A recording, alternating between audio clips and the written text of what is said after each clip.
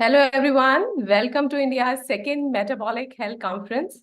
My name is Meenakshi Rana, Akka, Fit and Hit mom and co-founder of Fit Family Hit Family, and a proud member of DLife.in, India's oldest, biggest, and the only award-winning low-carb platform. Shashikant Iyengar and Anup Singh bring to you this historic and scientific feast from India titled Metabolic Therapies. And today's session topic is low carb and menopause. And let's meet our special guest for this session, Dr. Lily Kiswani. Welcome, Dr. Lily. And let me introduce her. She's an MD.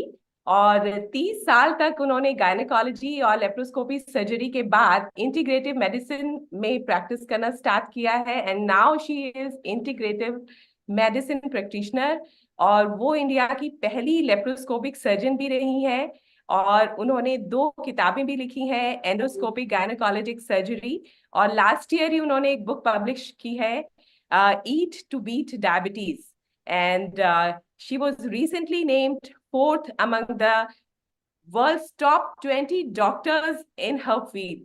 So we are so proud to welcome here, and I'm so proud to host her here. So welcome, Dr. Lily. Welcome on this virtual stage of DLife.in and this conference. Thank you, Meenakshi ji. Thank you for inviting me. सबसे पहले तो मैं बता दूं कि I'm not India's first laparoscopic surgeon. I'm India's first female laparoscopic surgeon. My male colleagues will be very offended if they hear this. तो मैं clarification देना चाहती हूँ. Yeah. So so should we start with the questions? जी. Yeah. So menopause से बहुत ladies डरती हैं और उनको लगता है कि ये तो एंड ऑफ आवर यूथफुलनेस है और अब पता नहीं क्या होगा और they feel some symptoms also they go to doctor also so actually मैं आपको बताऊं मुझे 50 साल हो गए हैं मेडिकल कॉलेज ज्वाइन किए हुए this year I completed 50 years मैंने एक पेशेंट नहीं देखी है जो प्राइमरीली मेनोपॉज के लिए डॉक्टर के पास जाती है 50 साल में एक पेशेंट नहीं देखी है and I have practised in various countries in the world even कहीं पे भी अपने आप से हम अपने फैमिली में इतने मग्न होते हैं दूसरों का ख्याल करने में खुद का ख्याल नहीं कर पाते हैं हाँ इज इट ओके मुझे लगा कि अब विमेन ज्यादा अवेयर हो गई हैं शायद उनको मेनोपॉज का पहले से ही सोशल मीडिया के थ्रू और मे बी उनकी फैमिली के थ्रू उनको ये पता चल जाता जरूर है लेकिन खुद से एक डॉक्टर के पास जाना अपनी हेल्थ के लिए वो जरा कम है या Okay, before I come to questions, Dr. Lily, we just want to know हमारे viewers भी जानना चाहते हैं कि आपने 30 साल गायनेकोलॉजी और लेप्रोस्कोपिक में प्रैक्टिस करने के बाद कैसे ये ट्रांजिशन किया like how you came to this low carb space. Okay, it's quite interesting actually. Menopause ही मेरा first introduction था. As you know कि गायनेकोलॉजी में हार्मोन्स का काफी रोल होता है इनफर्टिलिटी होती है ब्लीडिंग प्रॉब्लम्स होती हैं मेनोपॉज होता है तो ये पेशेंट्स आया करती थी with heavy bleeding around menopause जिसको हम पेरी मेनोपॉज कहते हैं और इनको मैंने बायो आइडेंटिकल हार्मोन्स देना शुरू किया फार्मास्यूटिकल प्रोडक्ट्स नहीं जो तब तक हम 30 साल से तो वही फार्मास्यूटिकल प्रोडक्ट्स यूज करते थे लेकिन अब मेरी इंट्रोडक्शन हुई बायो आइडेंटिकल मतलब exactly the same molecule which we have in our body और उससे इतने अमेजिंग रिजल्ट्स आए कि within a few months उनकी ब्लीडिंग स्टॉप हो गई कंप्लीटली उनको बहुत स्मूथली मेनोपॉज शुरू हो गया तो इससे क्या हुआ कि वो लोगों में एक बात फैल गई कि इस डॉक्टर के पास जाओ ये बिना ऑपरेशन के ठीक कर देते क्योंकि तब हम ऑपरेशन करते थे हेवी ब्लीडिंग के लिए चाहे वो यूट्रस निकालना हो चाहे जो मैं करती थी एंडोस्कोपिकली एंडोमेट्रियल एब्लेशन कहते हैं उसको तो तब मुझे लगा कि ये जो मैं कर रही हूँ ये काफी पावरफुल चीज है ये मैं अपने ट्रेडिशनल एलोपैथी प्रैक्टिस से नहीं कर पा सकती हूँ तो तब फिर मैंने इसमें और पढ़ाई की और फिर मैं धीरे धीरे इस फील्ड में आ गई ओके वाह वंडरफुल हमें ऐसे डॉक्टर्स और चाहिए है ना जो पेशेंट की भलाई के लिए उन्होंने अपना पूरा रास्ता ही बदल लिया सो प्राउड ऑफ यू या डॉक्टर लिली, लो कार्ब, चूंकि ये प्लेटफॉर्म भी लो कार्ब प्लेटफॉर्म है DLife.in, और हमारी जो हेल्थ कॉन्फ्रेंस है उसमें का नाम भी है मेटाबॉलिक थेरेपीज, तो हम जानना चाहते हैं कि कैसे लो कार्ब डाइट इन्फ्लुएंस करती है जो मेनोपॉजल के सिम्टम्स है, लाइक हॉट फ्लैशेस है, वेट गेन है, या मूड स्विंग्स है। How this diet help? Okay, मैं आपके साथ एक प्रेजेंटेशन शेयर कर सकती हूँ? या sure.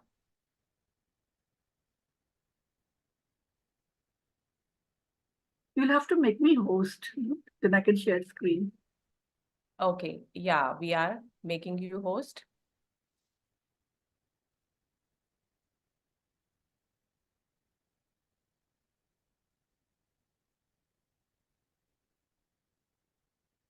Oh, ma'am, I've already given rights to you to share the screen. Thank you.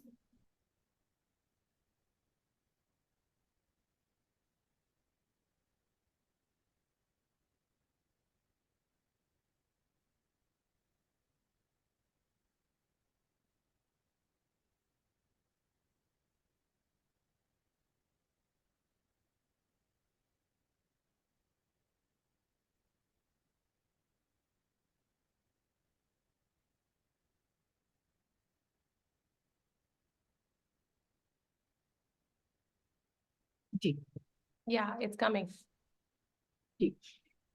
तो मैं क्विकली अपने ऑडियंस को बताना चाहती हूँ कि अगर इनमें से कोई भी आपको बात डिस्टर्ब करती है, vaginal dryness, problems with intercourse, ये सब बातों के लिए पेशेंट्स आते नहीं हैं, they don't seek help. Brain fog की कोई चीज बात ध्यान नहीं आती है, थोड़ा कंफ्यूजन लगता है, तो प्लीज आप हेल्प ढूंढिए, क्योंकि इन सब चीज का इलाज है हमारे पास। आपका वजन बढ़ जाता है, ओवरवेट हमने देखा इंडियंस में यंगर एज में 4% है, लेकिन मिडिल एंड ओल्डर एज में 34% तक हो जाता है। तो ये सब चीजों का इलाज है, आप प्लीज हेल्प ढूंढिए। और हम आपको बहुत सारी दवाइयां नहीं देंगे जो आपको उम्र भर लेनी पड़ती हैं।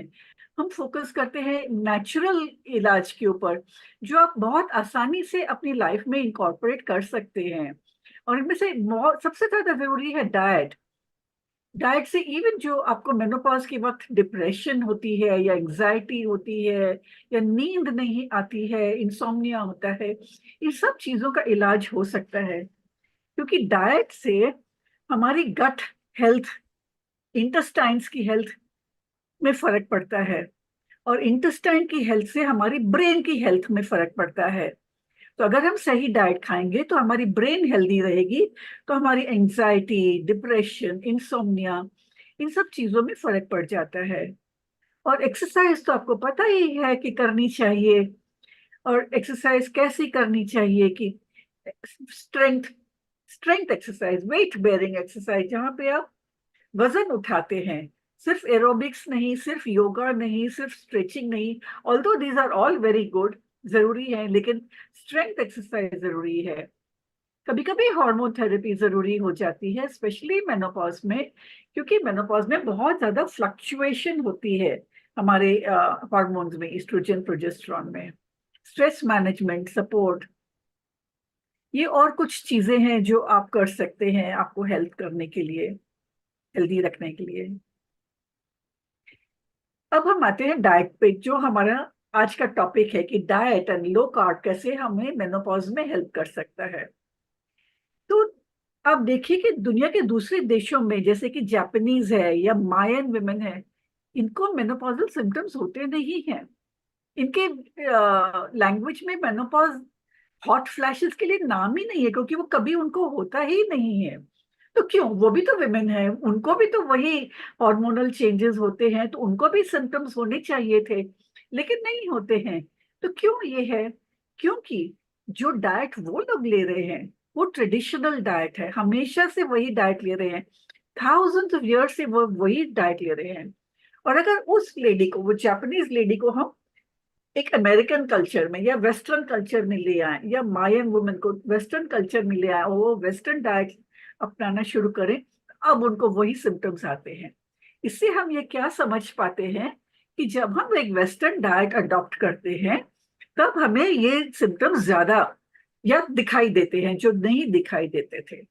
तो वेस्टर्न डाइट में क्या होता है, टिपिकली मैकडोनल्ड्स, डोनट्स, आइसक्रीम्स, ये सारी चीजें हाई कार्ब है, हाई फैट है, हाई अनहेल्दी फैट्स है।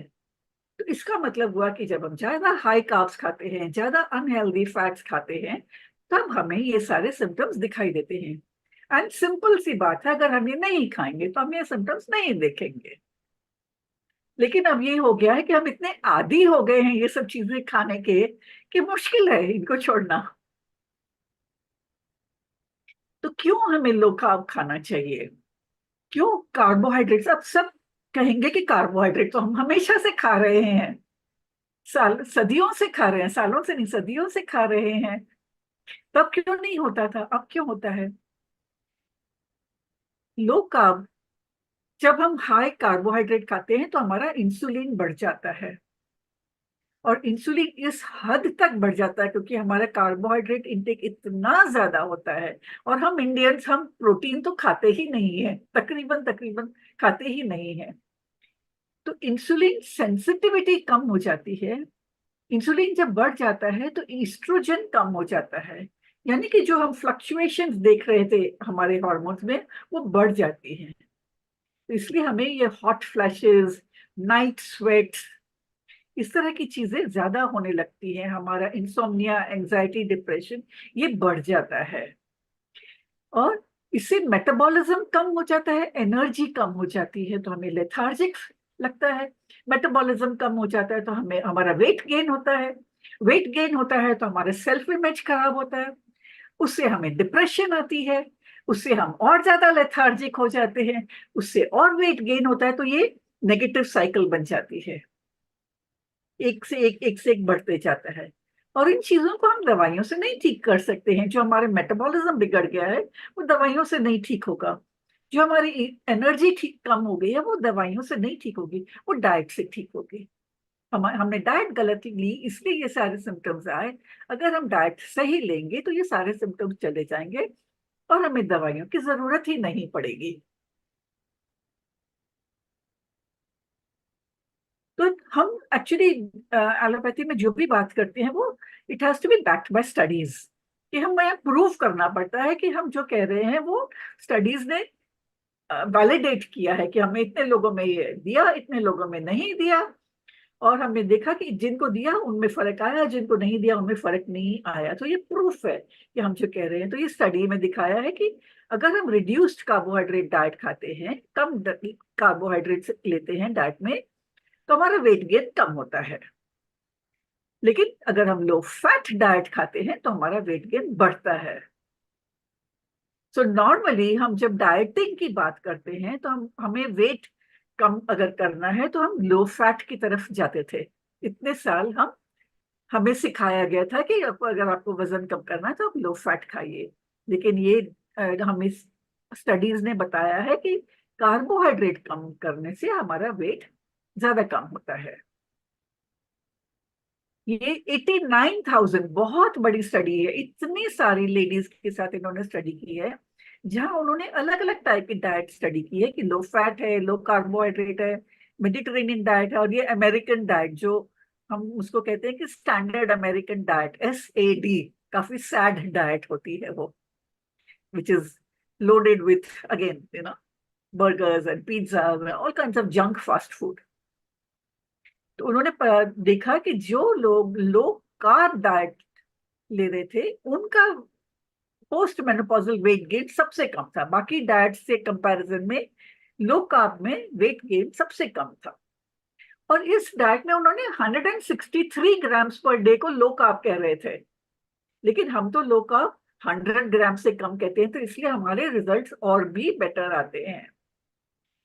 तो अगर हम अपने कार्ब इंटेक को 100 ग्राम से कम रखते हैं दिन में, तो हमारे कॉम्प्लिकेशंस होने की, सिम्टम्स होने की आशंका काफी कम हो जाती है। तो अब हमें कैसे पता चलेगा कि हम 100 ग्राम्स खा रहे हैं या कितने ग्राम्स खा रहे हैं? जब भी मैं पेशेंट्स को पूछती हूँ कि आप क्या खाते हैं, तो नहीं डॉक्टर नहीं, मैं तो ज्यादा कार्ब्स नहीं खाती, मैं सिर्फ एक रोटी खाती हूँ। लेकिन एक रोटी है, सुबह में आपने 2 बिस्किट खाए थे चाय के साथ, फिर आपने नाश्ते में आपने उपमा खाया था या पोहा खाया था, या याद रखिए बिस्किट, उपमा, पोहा, ये सब कार्बोहाइड्रेट हैं। इवन फ्रूट कार्बोहाइड्रेट है। इवन यहाँ तक कि दाल, जो हम प्रोटीन का सोर्स समझ के खाते हैं, वो भी उसमें तकरीबन तकरीबन ओनली 20% प्रोटीन होता है, बाकी तो कार्ब्स ही है। और आप अगर चेक करेंगे आपका ब्लड शुगर, दाल खाने के बाद आप देखेंगे कि ब्लड शुगर आपकी बढ़ गई है। तो ये सारे सोर्सेज कार्बोहाइड्रेट सोर्सेज हैं। सो जब तक हम नापते नहीं है, मेजर नहीं करते हैं, हमें सही पता नहीं चलेगा। कोई भी फूड डायरी जैसे कि माई फिटनेस पाल या इवन हेल्दी फाइमी में है, या कोई भी ऐप जो आपको पसंद है, उसमें आप फूड डायरी मेंटेन करिए, आप मेजर करिए कि आपने कितने कार्ब्स खाए, तभी आपको पता चलेगा। And you will be shocked to know कि ऑन एन एवरेज हम Indians I think 300-400 gram carbs आसानी से खा जाते हैं दिन का। एंड शुरू शुरू में हाँ, इतना इजी नहीं है कि आप कार्ब्स कम करें, क्योंकि हमें बहुत आदत होती है कि हम अपनी दाल सब्जी के साथ में रोटी या चावल खाएं या दोनों खाएं। और ब्रेकफास्ट तो हमारा कार्ब्स ही होता है, उपमा, poha, puri bhaji, aloo paratha, all of these are only carbs. तो इसको बदलना, आई एग्री कि बहुत आसान नहीं है, लेकिन अगर आप अच्छी हेल्थ चाहते हैं, तो कहीं तो कोई शुरुआत तो करनी पड़ेगी। दोनों चीज नहीं आ सकती है ना, अच्छी हेल्थ भी हो और पसंद वाला जंक फूड खाना हो, वो भी हो, तो जरा मुश्किल हो जाता है। तो हम क्या खा सकते हैं? हम लो कार्ब जब कहते हैं तो हम बोरिंग, इंसिपिड, एकदम बिना टेस्ट वाला खाना की बात नहीं करते। हम नहीं कहते कि आप बॉइल्ड चीजें खाइए, नहीं, आप देखिए इतना फिलिंग खाना है। हम कैलोरी काउंटिंग की बात नहीं कर रहे हैं। इतना सारा, अभी ये इतना बड़ा बोल है, भरा हुआ है। आप देखिए कि इसमें अलग अलग तरह कलर्स के भी है। हम कहते हैं you should eat rainbow every day, तो यहाँ पे वो आपकी रेनबो भी हो गई, व्हाइट, ग्रीन, येलो, शायद कोई और कलर भी हो गए, तो आपके कलर्स भी हो गए, फाइबर भी हो गया, हेल्दी भी हो गया।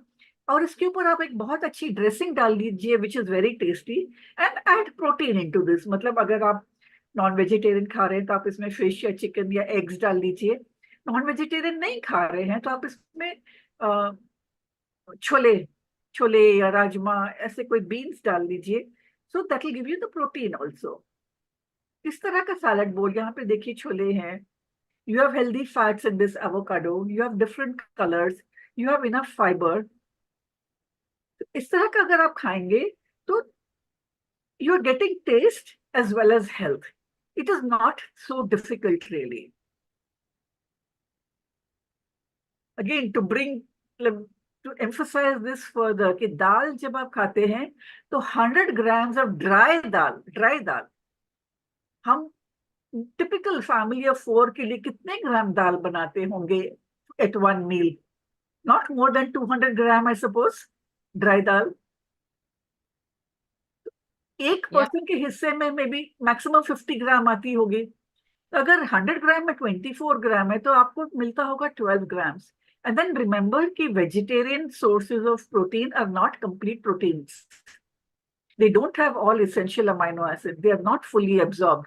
सो मान लीजिए कि अगर आप रोज दाल खाते हैं, जो I have never seen any patient के कहते हैं कि हम रोज दाल खाते हैं, तो भी आपको 10 से 15 ग्राम प्रोटीन मिल रहा है, एंड बाकी सारा कार्बोहाइड्रेट है।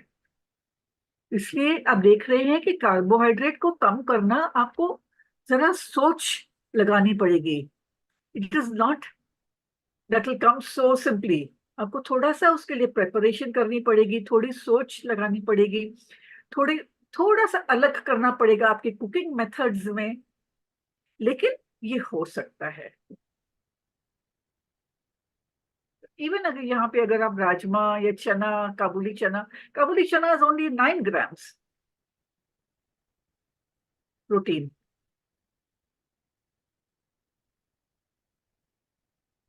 तो प्रोटीन मिलना जरूरी है, कार्बोहाइड्रेट कम करना जरूरी है। Can I share with you this या बुक? इसमें आप देखेंगे कि क्यों आपको कार्बोहाइड्रेट कम करने चाहिए और कैसे करने चाहिए। इसके अंदर काफी सारी रेसिपीज भी हैं। तो ओ कैसे आप टेस्टी फूड बना सकते हैं which is low carb, and it is not that difficult to make. क्योंकि ये सारी इसमें जो रेसिपीज है मैंने खुद बनाई है, and I am the world best, not best, sorry, worst cook. I am the world's worst cook. और अगर मैं बना सकती हूँ तो कोई भी बना सकते हैं। And they are tasty and simple, and इतना एक्सपेंसिव भी नहीं है कि अगर आप सोचे ना कि अगर हम जी रोटी, atta and chawal are probably the least expensive items on our food grocery list. Yeah, definitely. And we are saving the money and then spending on the medicines. Exactly, exactly. और इसमें ये है कि हम अपने लिए अगर कर रहे हैं लेकिन पूरी फैमिली का फायदा हो रहा है। Yeah, Everybody in the family is also benefiting.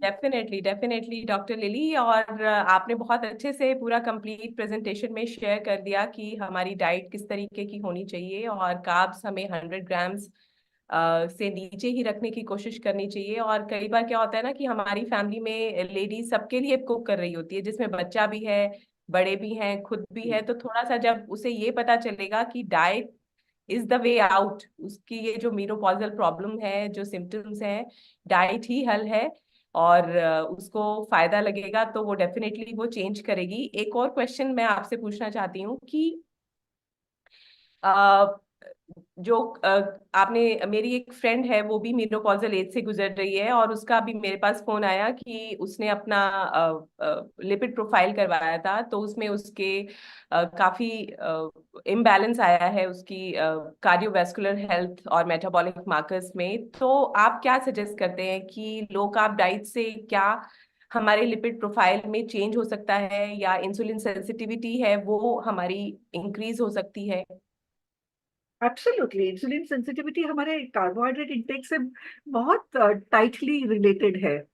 सो अगर हम इंसुलिन कम, हमारी सॉरी कार्बोहाइड्रेट इंटेक कम रखेंगे तो हमारी इंसुलिन सेंसिटिविटी धीरे धीरे धीरे बढ़ जाएगी, एंड एक एक टाइम पे आके वो काफी स्टेबल हो जाएगी। सो आज अगर there is something called carbohydrate tolerance. मुझे पेशेंट्स कहते हैं कि मैं भी एक रोटी खाती हूँ, मेरी बहन भी एक रोटी खाती है, उसको तो प्रॉब्लम नहीं है, मुझे क्यों है? इसलिए कि हम सब अलग हैं। आपकी मेटाबॉलिज्म आपकी बहन की मेटाबॉलिज्म से अलग है, तो आपकी कार्बोहाइड्रेट टॉलरेंस कम है। लेकिन अगर आप लो कार्ब रखेंगे काफी दिन तक, एटलीस्ट 3 मंथ्स तक, तो हो सकता है कि आपकी कार्बोहाइड्रेट टॉलरेंस इंप्रूव हो जाए, यानी कि आपकी इंसुलिन सेंसिटिविटी बढ़ जाए, इंसुलिन रेजिस्टेंस कम हो जाए, इंसुलिन सेंसिटिविटी बढ़ जाए, एंड हो सकता है कि आप टॉलरेट कर पाए थोड़े दिन के बाद, थोड़े महीनों के बाद, थोड़े वीक्स के बाद। बिल्कुल। और अगर हम स्ट्रेंथ ट्रेनिंग को भी इंक्लूड करेंगे साथ में, तो हमारी मसल्स जो है वो भी exactly they will burn carbohydrate. तो या अगर हमने खा भी लिए तो वो मेटाबोलाइज हो जाएंगे। एग्जैक्टली, या एग्जैक्टली। और एक और चीज मैं पूछना चाहती हूँ आपसे, जैसे कई बार हम लोग टेस्ट करवाते हैं, विमेन टेस्ट कराते हैं, और इंसुलिन फास्टिंग, अगर वैसे तो इंसुलिन फास्टिंग उनकी लिस्ट में ही नहीं होता है ब्लड टेस्ट। एग्जैक्टली। हाँ, और ऊपर से अगर वो उनको हम सजेस्ट करें कि आप करवाएं, तो 2 to 25 जो है वो लैब रेंज उसमें दिखाई देती है। तो क्या होना चाहिए वो एग्जैक्ट जिसको हमें फॉलो करना है? What should be the ideal range कि हम हमारी फर्स्ट ऑफ मेटाबॉलिक। ऑल मैं बताऊंगी कि आप खुद करवाइए इंसुलिन टेस्ट। डॉक्टर्स नहीं एडवाइस करते, इवन बड़े बड़े हॉस्पिटल में डॉक्टर्स नहीं एडवाइस करते। कार्डियक हॉस्पिटल में जहाँ के ये diabetes, most of the patients are diabetic and they are treating diabetes, उनको भी नहीं एडवाइस करते। सो प्लीज आप खुद से फास्टिंग इंसुलिन करिए, and lab range is not an optimum range, remember, not just for fasting insulin, for almost everything. It is not the optimum. It is just a range which they have discovered by testing so many patients, 1,000 patients test किए, उनमें से इतने non diabetic थे, उनका average 2 to 25 था, तो चलो 2 to 25 is normal. No, no, no. 2 to 5 is normal. Yeah, cut off. Actually Yeah, 6 to के and करीब जितना ज्यादा हो उतना आई वुड प्रिफर, इवन 4 हो तो I would prefer to bring it down to 2. जितना क्लोजर क्लोजर टू 2 हो I will be happy. yeah. एक इंसुलिन टेस्ट आप करवाइए, फास्टिंग इंसुलिन, और एक HSCRP, ये 2 टेस्ट करा के you are sorted. Okay, that's great. और हमारी जब हम मेनोपॉजल स्टेज में होते हैं तो ऑस्टियोपोरोसिस का भी रिस्क बढ़ जाता है, तो क्या लो कार्ब डाइट उसमें भी हेल्प करती है? ऑस्टियोपोरोसिस थोड़ा सा कंट्रोवर्शियल टॉपिक है. ओके. कहते हैं कि बोन डेंसिटी कम हो जाती है एज के साथ, और ये नॉर्मल चीज है, और इसको हमें फार्मास्यूटिकल प्रोडक्ट्स के साथ ट्रीट नहीं करना चाहिए, जो अब हम करते हैं, जो हम काफी कुछ इंजेक्शन एंड टैबलेट्स वगैरह लेते हैं. तो yes, and low carbohydrate diet is an anti inflammatory diet, and osteoporosis is an inflammatory condition. It allows calcium to seep out of the bones. तो अगर हम अपनी डाइट को लो एंटी इंफ्लेमेटरी रखेंगे, लो इंफ्लेमेटरी रखेंगे, तो हमारी बोन स्ट्रांग रहेंगी. साथ में जैसे आपने कहा कि एक्सरसाइज कर रहे हैं, स्ट्रेंथ ट्रेनिंग कर रहे हैं, तो हमारे मसल्स, हमारी बोन्स सब स्ट्रांग हो रहे हैं. और साथ में विटामिन डी का भी अगर हम अपना level vitamin D and vitamin K and magnesium, but not calcium. Calcium only from food. Calcium supplements आजकल हम नहीं रेकमेंड करते हैं, क्योंकि वो प्रेसिपिटेट हो जाते हैं बॉडी में, and then you can get calcium deposition in arteries as well. So calcium rich foods खाना हम recommend करते हैं, including dairy if you can tolerate. If you don't have an intolerance, so dairy भी.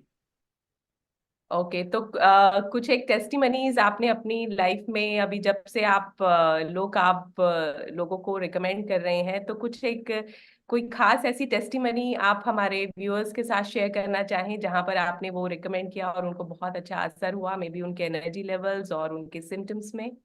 Would you like? We have had amazing results. मतलब मुझे like I said 50 साल हो गए हैं in the medical field, लेकिन अब जो मैं रिजल्ट्स देख रही हूँ after following integrative medicine, after following low carb, I am amazed कि मैं कैसे लोगों को फार्मास्यूटिकल्स देती थी इतने साल तक. बिना फार्मास्यूटिकल्स के लिए we get such brilliant results. अभी डायबिटिक्स हैं जिनको आई थिंक 13-14 साल हो गए हैं, जो फर्स्ट डायबिटिक्स को मैंने ट्रीट किया था, completely free of all medication. Not only their blood sugar, but also their blood pressure and the weight gain. ये सब साथ में ही हो जाता है. Weight gain तो like a side effect, वो अपने आप से कम हो जाता है. The blood sugars completely steady around 85. Even type 1 diabetics, जो insulin multiple times a day लेते थे, अब वो फ्यू टाइम्स अ वीक लेते हैं, मे बी 2-3 बार वीक में, वो भी सेटल हो जाते हैं लो कार्ब डाइट से. तो अगर उसके इतने अमेजिंग रिजल्ट्स आ सकते हैं, तो हम क्यों नहीं करेंगे? ठीक है, बिल्कुल आपके जैसे we need many more doctors. अभी तो क्या होता है ना कि डॉक्टर्स के पास जाने से डर लगता है कि कहीं वो एक चीज के लिए जाओ और आप उनसे और दूसरे टेस्ट वो आपको रिकमेंड कर देंगे. तो we need more doctors just like you. So I'll finally invite Anup ji and Shashi ji to say thanks for your precious time.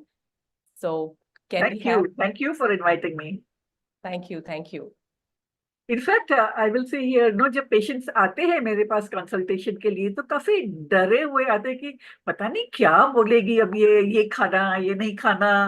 And at the end of it they are so relieved and happy. ओ अच्छा, ये हाँ, ये तो हम कर सकते हैं. So I want to tell the viewers कि ये डरावनी चीज नहीं है, ये काफी, it's very doable, it's very simple. तो करके देखिए. हाँ बिल्कुल, और it's coming from doctor's mouth, तो और विश्वास बढ़ जाता है. So we are so thankful to you for taking out your precious time and sharing your wisdom with all our viewers. Thank you so much. My pleasure.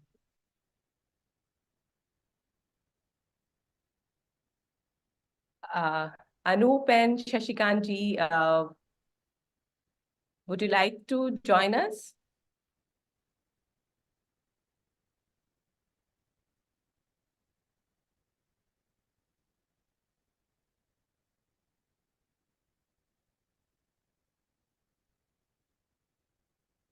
Hi, Ira.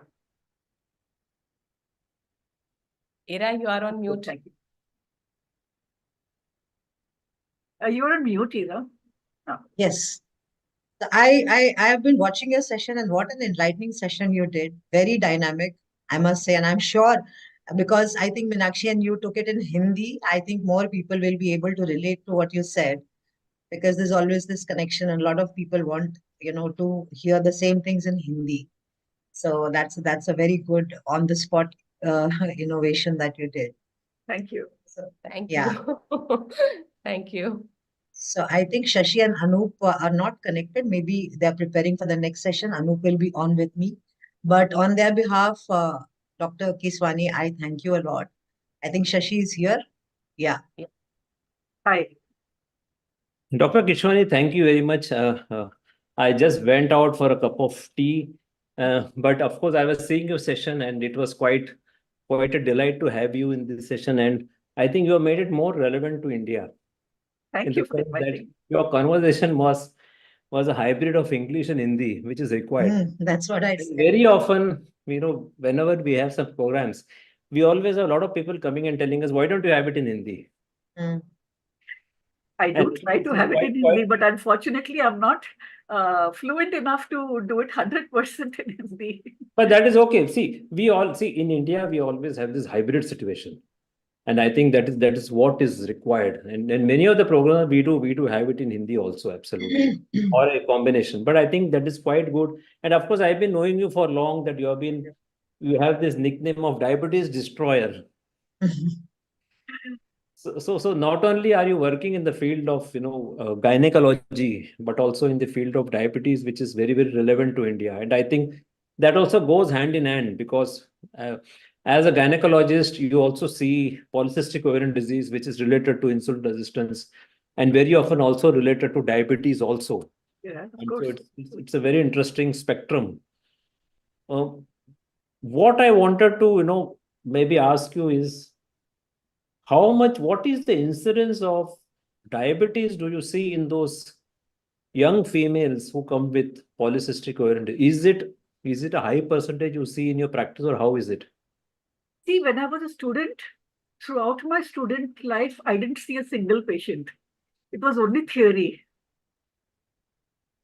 And then after that, I was working in the Gulf, where I would see maybe 2-3 patients every week. That was a difference in the diet. And now when I've come back here, I think I would see maybe 2 patients a month. Okay. It's still a lot less than I was seeing in the Gulf. But yes, it is much, much, much more than when I was a student. And So- the outcome is terrible. And it So- is so easily reversible. So I feel really sad that women have to go through it. Not women, the entire family actually has to go through it. Why should they go through it? And I think, today we see that the incidence of dysglycemia or even diabetes during pregnancy is quite high. Very I mean, much. see, I do get a lot of clients, young clients, 28, 29, 30, Yes, yes, females yes. coming with blood sugar, and they are not Full-blown diabetes, full-blown diabetes. I would like to add a word of caution. People will come with a HbA1c of say 6.1, 6.2, and it is below the diabetes cutoff. Say, okay, it is not 6.5. I'm not diabetic and I'm safe. No, you're not safe. I see complications even in patients who are at 5.7 or 5.6. Why would you accept that as normal? Why would the doctors accept that as normal and then, suggest to the patient that this is normal? Because you're creating a false sense of security. It is extremely risky to have an HbA1c of higher than that.